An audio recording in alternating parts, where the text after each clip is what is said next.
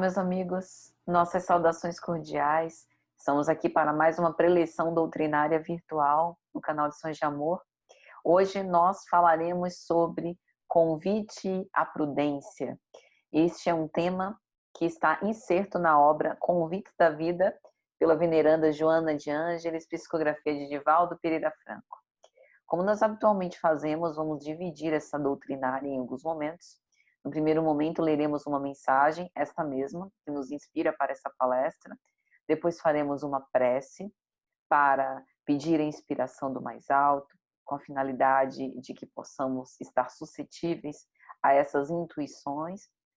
Em seguida, faremos a nossa preleção doutrinária, dentro dos raciocínios que já pontuamos aqui previamente, e por fim uma prece para agradecer. Dito isso, então, nós vamos começar. Capítulo 43. Convite à prudência. De maneira que andem na prudência dos justos. Lucas, capítulo 1, versículo 17. Este, precipitando conclusões mentais, chegou, através de raciocínios falsos, a desequilíbrio injustificado. Aquele, acoimado por inquietação exorbitante, tirou-se em torvelinho pela rota, cansando-se exaustivamente a meio da jornada. Esse, por distonia da razão, desesperou-se sem motivo real e exauriu as possibilidades da serenidade interior. Aquele outro, pelo hábito contumaz da irreflexão, saltou no despenhadeiro da loucura, perdendo a oportunidade feliz. Est'outro, condicionado pelas aflições exteriores, deixou-se empolgar pela ira e agiu com desacerto. Est'outro, vitimado pelos condicionamentos da vida em desordem, permitiu-se corromper antes de usar as ensanchas do bem, perdendo-se a si mesmo. A prudência é a atitude de sabedoria. Prudência no falar, prudência no agir, prudência quando pensar. Falar com prudência conduz o homem à atitude refletida, pois, falando, o homem perde o domínio das palavras, que, desatreladas, lavram incêndios, promovem conflitos, desarticulam programas salutares. A palavra não pronunciada é patrimônio precioso de que o homem pode se utilizar no momento justo. A palavra liberada pode se converter, quando dita sob impropérios, em látego que volta a punir o irresponsável que a libera.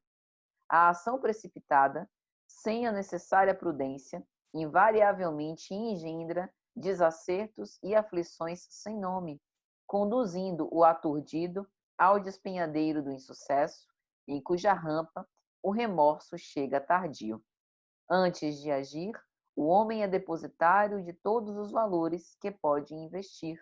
Após a ação, colhe os resultados do ato. Agir, portanto, através da ponderação, a fim de que a atitude não se converta em algoz que escravize o próprio instrumento.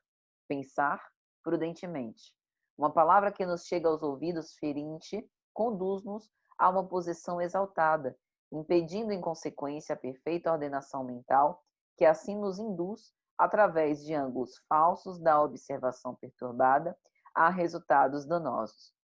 Pensar, refletindo, predispõe a ouvir, acostumando a ver, criando o hábito de ponderar, para então chegar às legítimas conclusões em torno dos veros problemas da vida.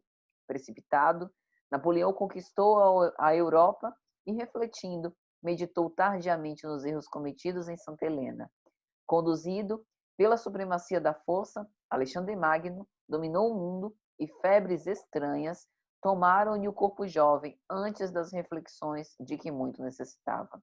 Com prudência, Jesus pensou, falou e agiu.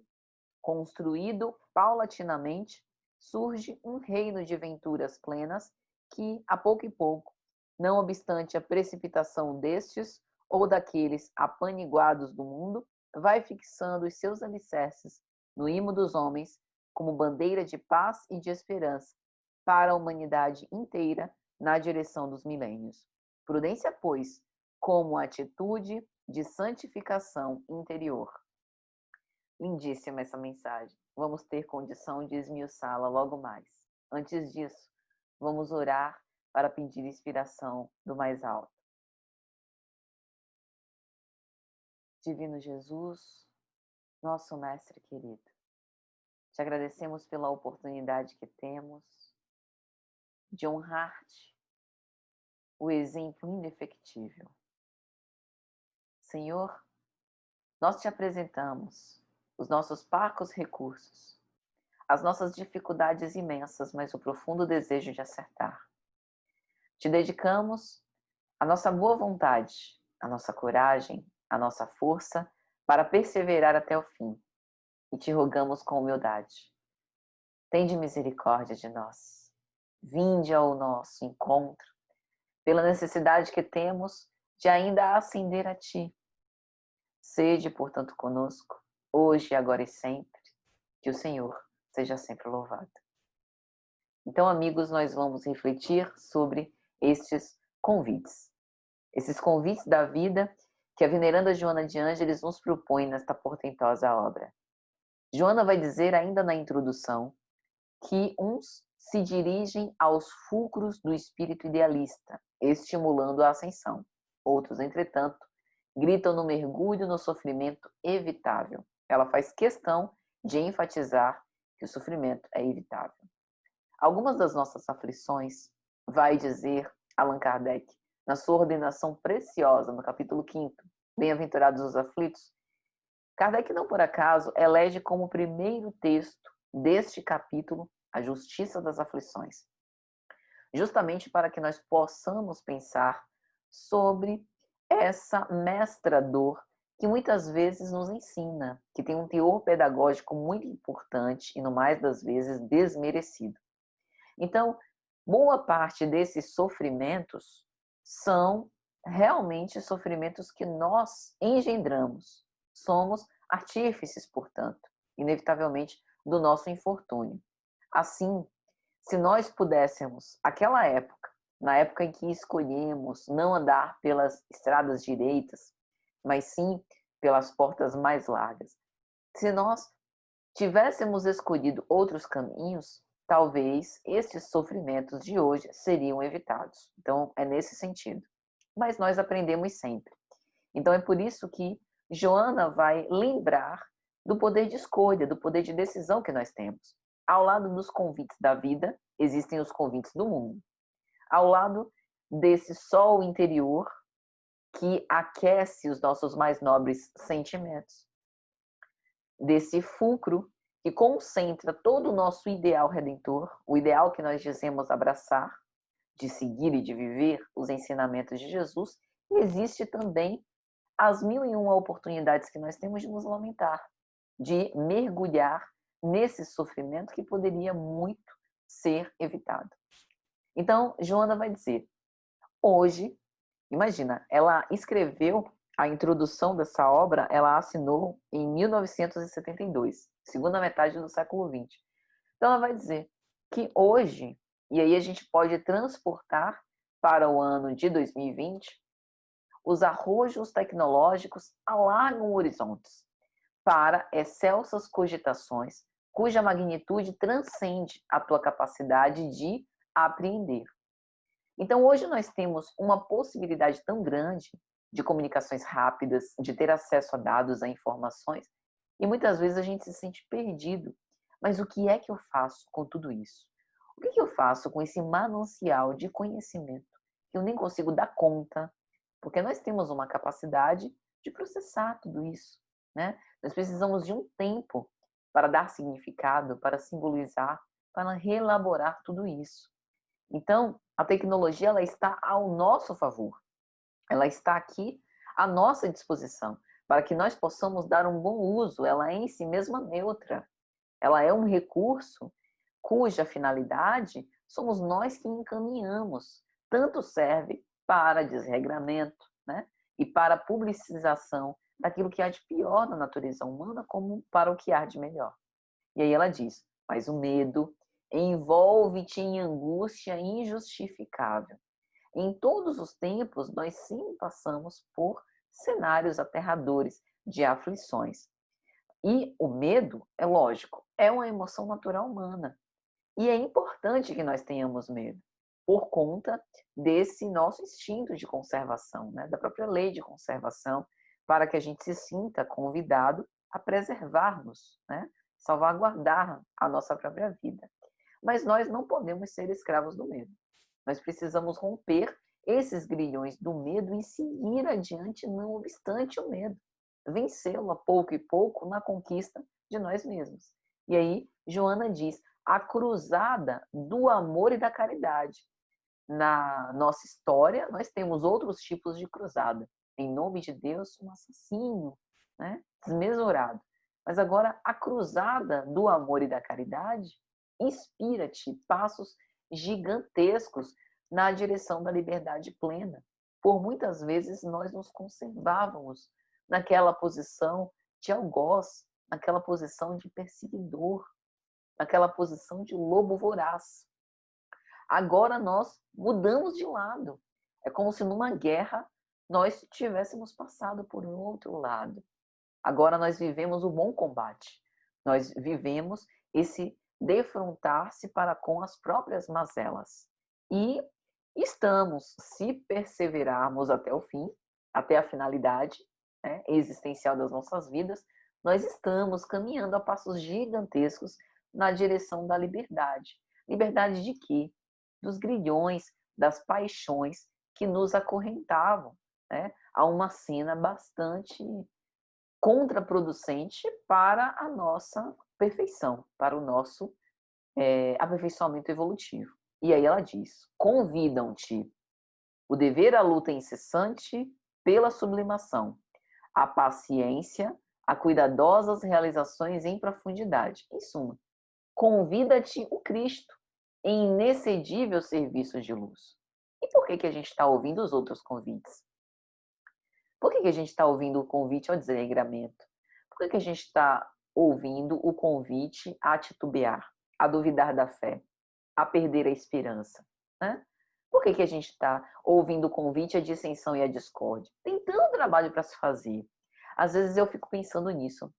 Nós temos uma existência que, por mais longa que nos pareça, 80, 90, 100 anos, né, quando muito, é um piscar de olhos perante a eternidade. E a gente tem tanto recurso na mão,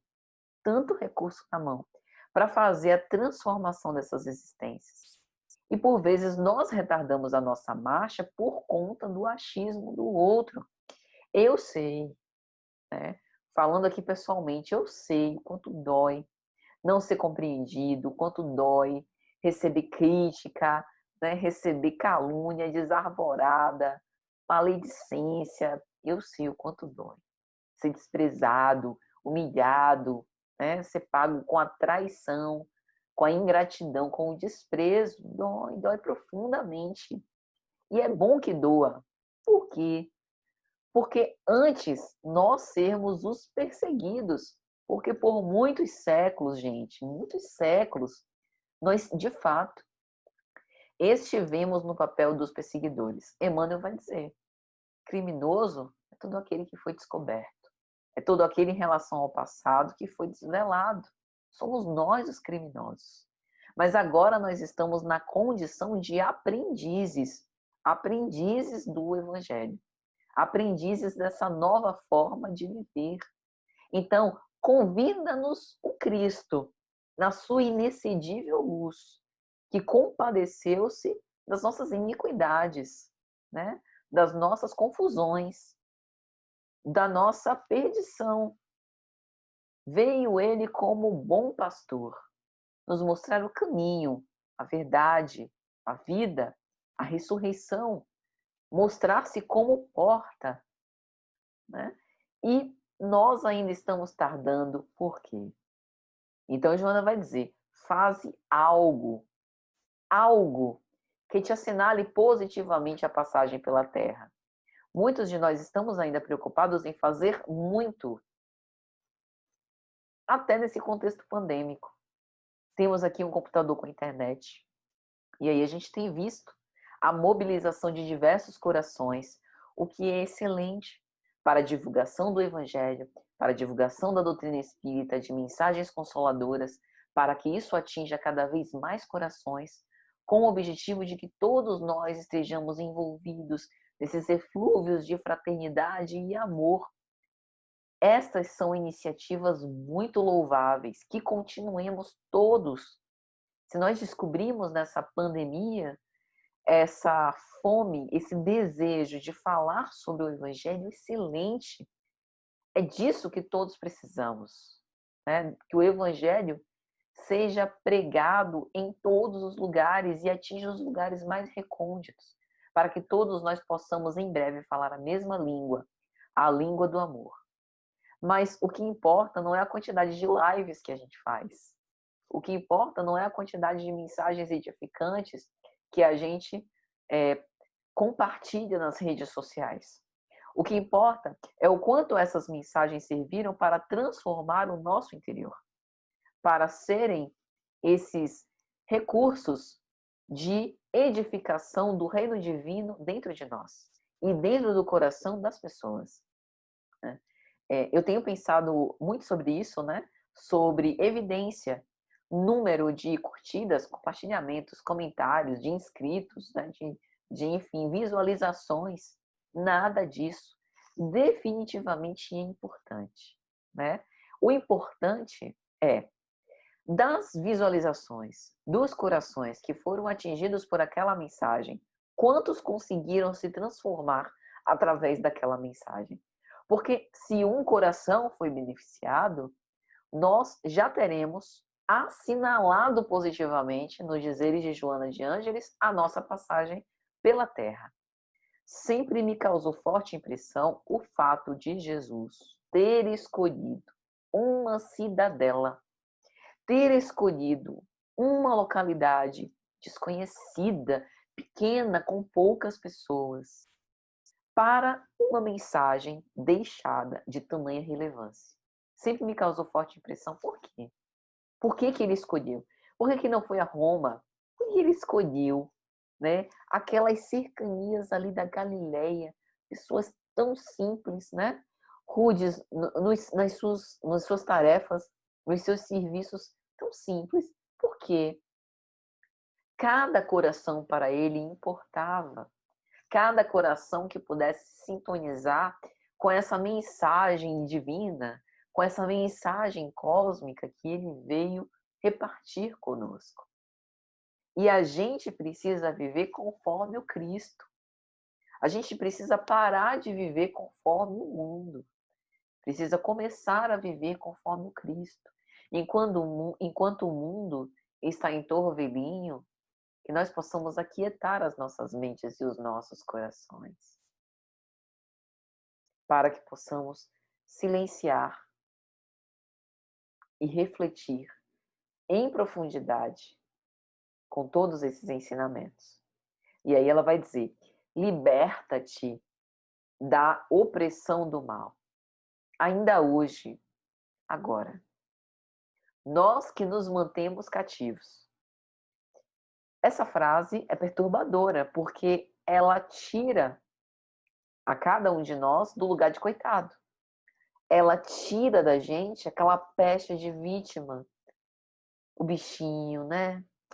Fizeram ele de escravo. A gente que se escraviza. Então ela chama a atenção da gente para isso. Liberta-te da opressão do mal. Porque a gente ainda é atraído para essa qualidade de coisas. E aí, para isso tudo, vem o convite à prudência. E de onde vem essa prudência? Para apresentar este capítulo, que é o capítulo 43, Convite à Prudência, Joana de Ângeles cita Lucas, capítulo 1, versículo 17. De maneira que andem na prudência dos justos. Vamos analisar o contexto em que esta frase foi dita?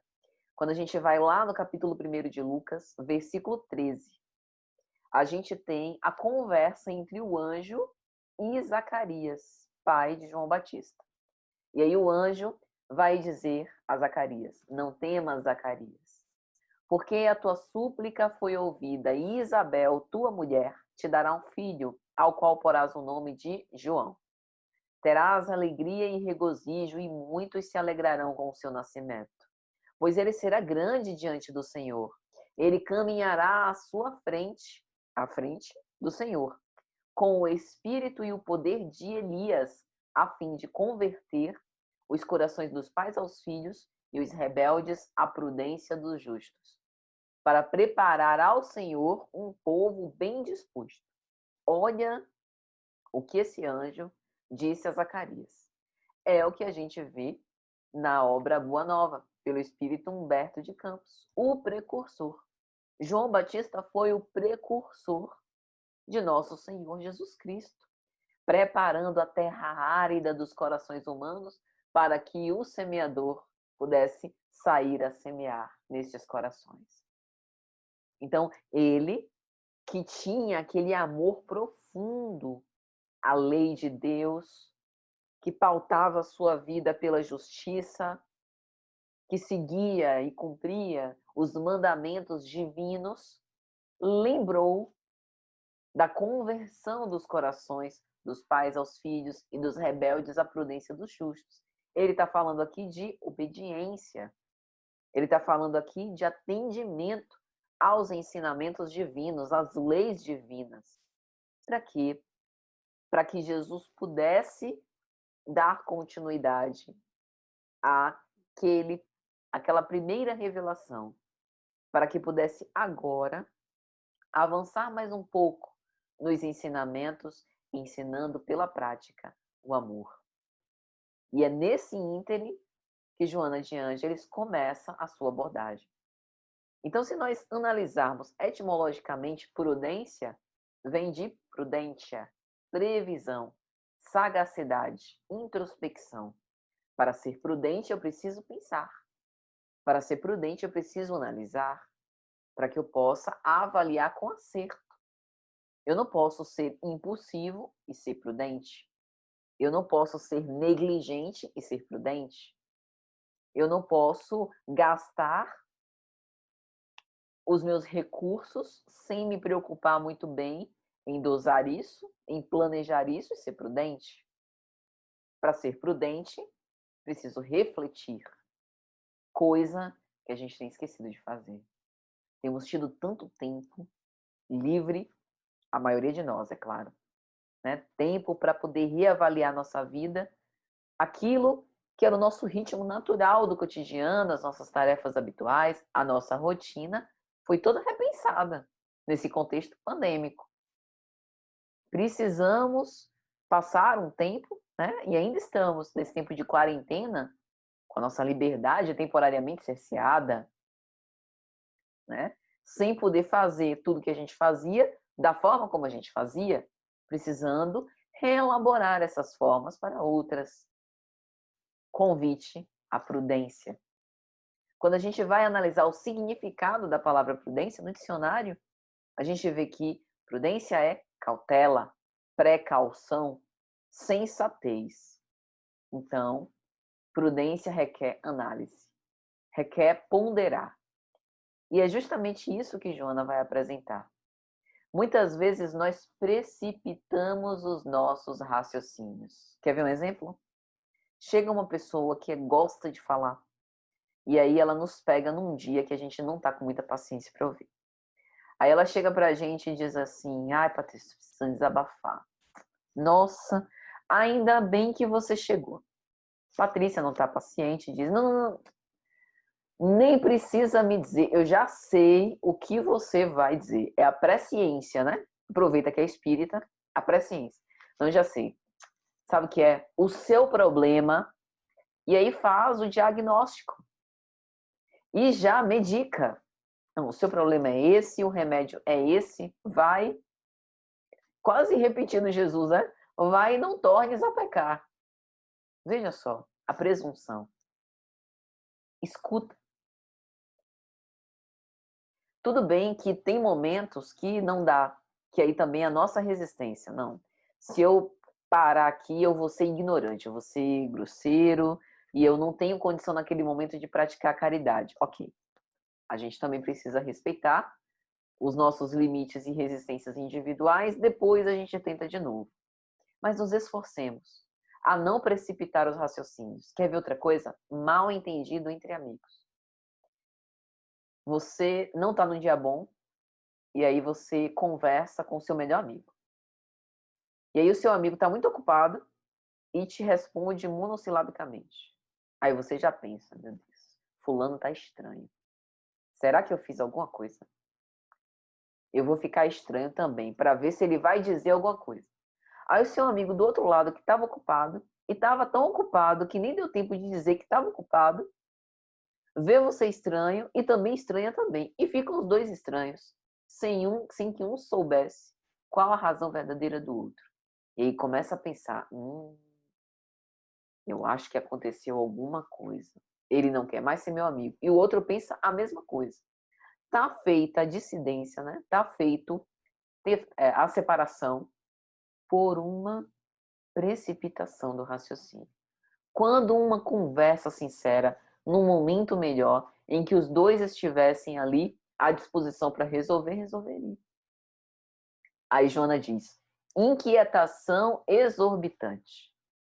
Ai, tô agoniado, uma angústia no meu coração, que eu não sei o que eu faço na minha vida. Acha que os próprios problemas são os piores flagelos da humanidade. Não é assim? Os nossos problemas são problemas para nós. É real para o espírito. Mas ajuda. Não é que a gente vai fazer competição de problema para ver quem está mais problemático. Mas ajuda a gente silenciar um pouco o nosso próprio problema para olhar para o nosso irmão, que às vezes naquele momento pode estar mais carecente de atenção do que nós, mais fragilizado, em maior vulnerabilidade. E aí isso também ajuda a gente a repensar, sob um outro ponto de vista, a nossa questão. E ao invés de nutrir essa inquietação, a gente vai começar a dar voz a essa serenidade. A nossa resistência, a nossa resiliência vai se ampliando. Aquilo que antes fazia com que a gente perdesse a cabeça já não faz mais. As indiretas nas redes sociais já não nos afetam tanto quanto antes. E assim a gente vai amadurecendo. Tudo é prática. E aí ela vai dizer também, distonia da razão. Né? A gente tem tudo para poder se equilibrar, sintonizar, mas as nossas emoções influenciam no nosso grau de raciocínio. É lógico. Quer ver? Tá irritado, pega uma conta de matemática para fazer, não consegue. Não consegue se concentrar. E ela diz ainda, condicionamento das aflições exteriores, corrupção da vida em desordem. A gente acaba, pela repetição da fixação dos pensamentos, gerando hábitos mentais que são responsáveis pela nossa desordem psíquica. Aí depois a gente está, ai meu Deus, estou sentindo uma palpitação, um negócio esquisito, um mal-estar. Será que é espiritual? Deve ser obsessor? Não, não é não.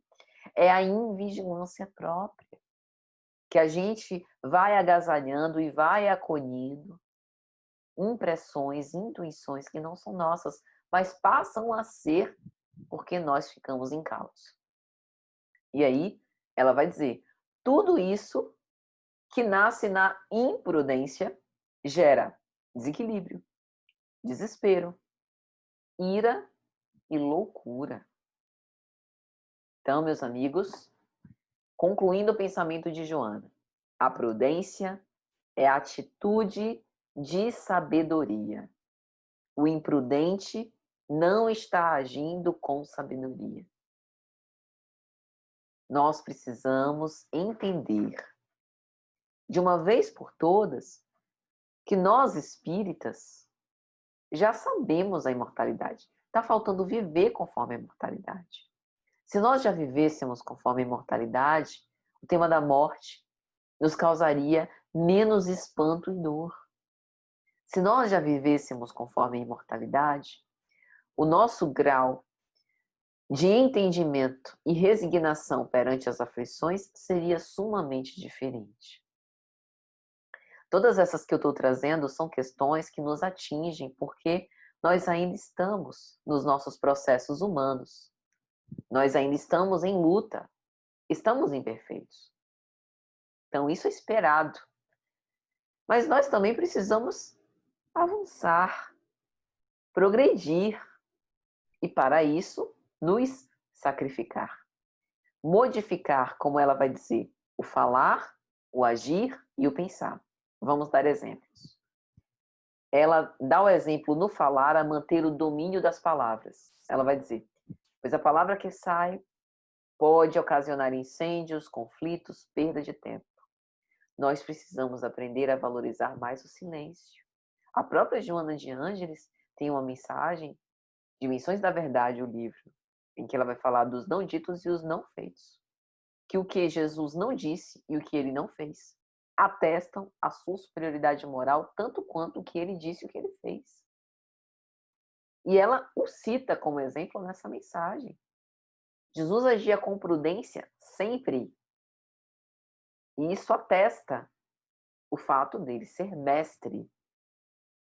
Se nós estamos tentando viver os ensinamentos, nós também precisamos agir com a prudência crística, dentro das nossas naturais imperfeições. Isso significa que no falar, às vezes, nós vamos cometer equívocos, muitas vezes ainda. Mas atentos, podemos utilizar a razão para cometer cada vez menos, não no esforço neurótico, mas no esforço vigilante, de autoaperfeiçoamento sistemático. E aí ela diz, no agir, pensa, porque antes é semeadura, depois é colheita. Pensa antes de agir. Reflete. Tem uma mensagem de Joana, eu não vou me lembrar o livro, que ela vai falar sobre isso, né? Se todos pudessem abrir uma página edificante antes de fazer qualquer coisa, nós nos livraríamos de tantos equívocos, alguns deles irreparáveis. Não perderíamos muitas oportunidades. E ela vai falar sobre o pensar. Nós podemos decidir não nos afetar. Nós podemos ponderar. Isso vai definir boa parte dos nossos sucessos. Este é o nosso convite à prudência.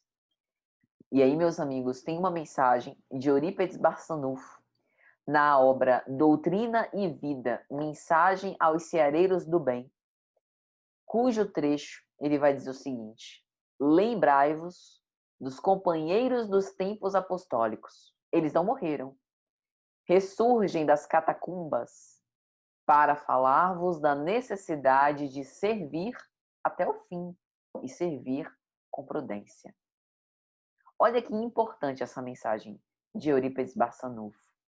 Eu vejo muito e com muita importância as abordagens espíritas em torno da ciência, né, espírita, em torno dos temas abordados na codificação kardeciana, que é excepcional. Mas às vezes eu sinto falta, sabe, daquele diálogo mais próximo do cristianismo primitivo. Eu confesso que eu sou apaixonada por esta vivência dos primeiros cristãos. Por quê? Porque eu acredito que há uma semelhança tão grande entre esses primeiros cristãos e nós, que muitas vezes a gente esquece.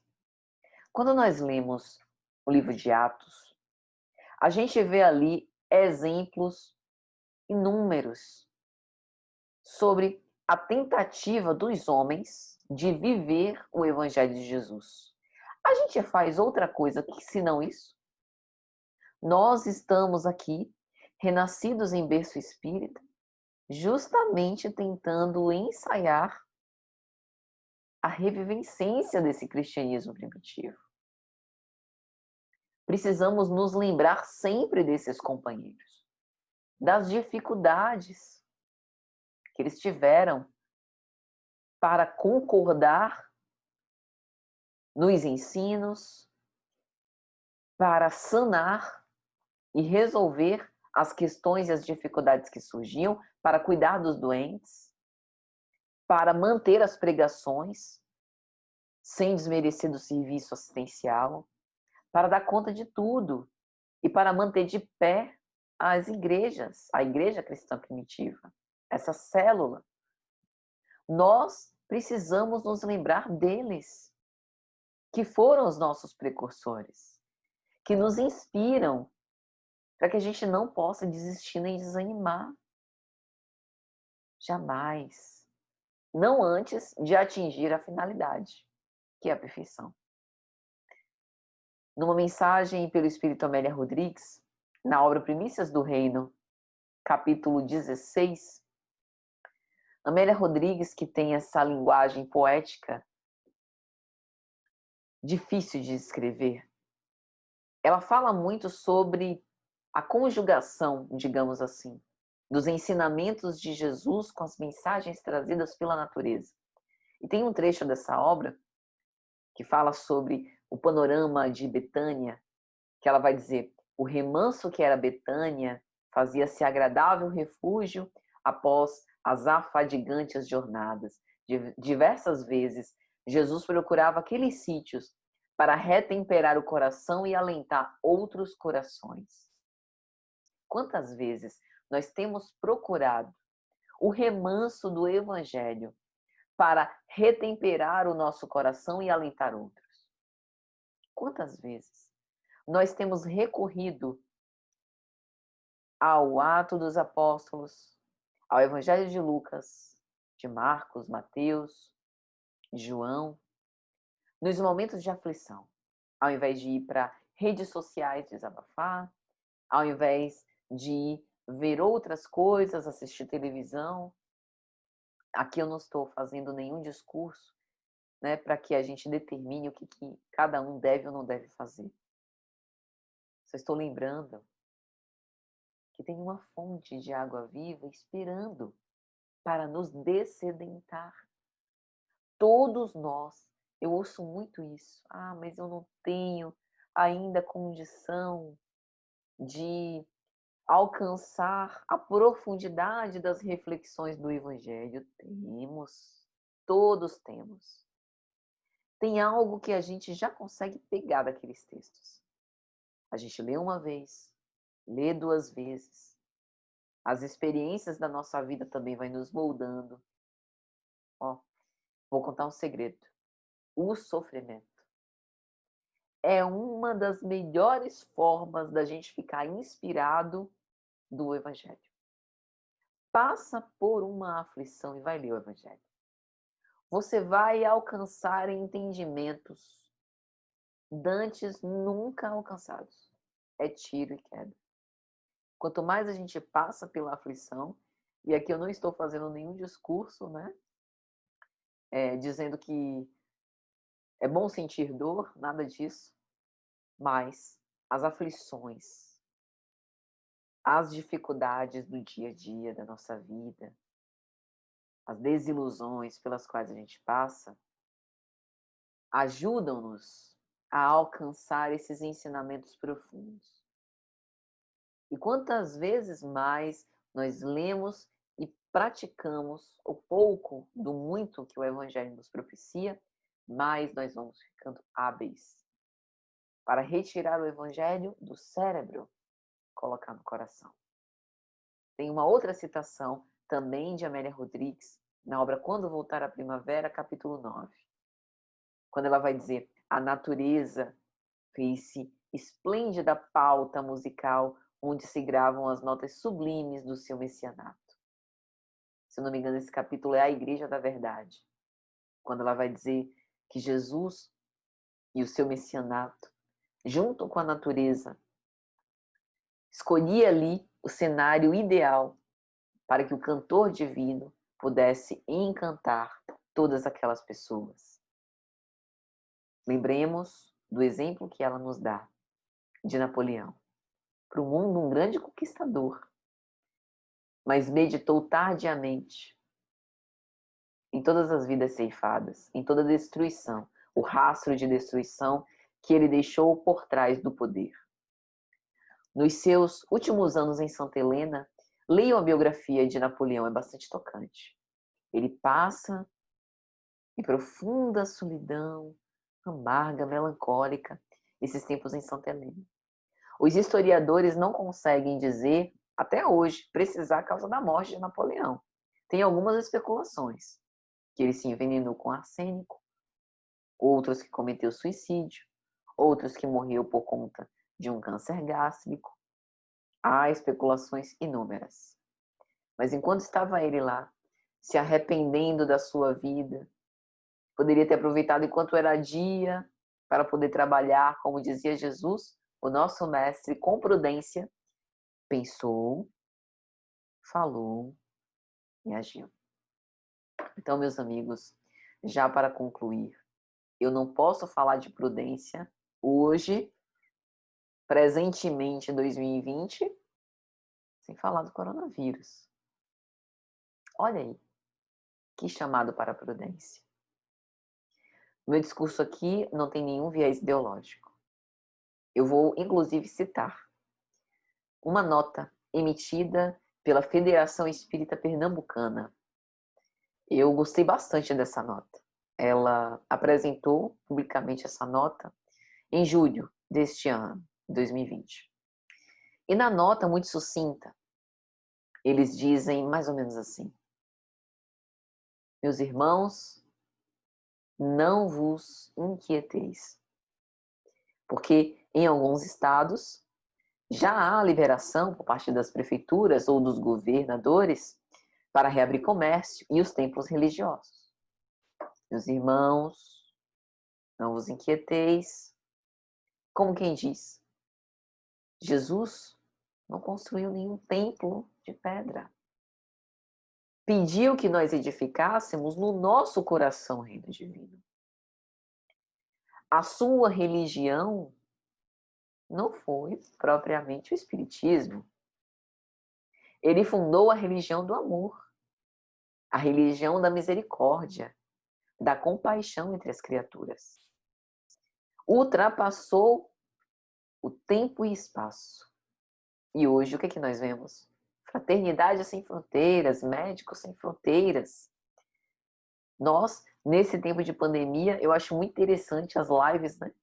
Um psicólogo com um artista plástico, um engenheiro com um médico. E assim varia a miúde. Que beleza, né? Que coisa fantástica a diferença, a diversidade humana. E, em alguns casos, sem intolerância. Nós estamos começando a perceber o como a tolerância pode proporcionar experiências incríveis. Nós estamos começando a aprender sobre prudência.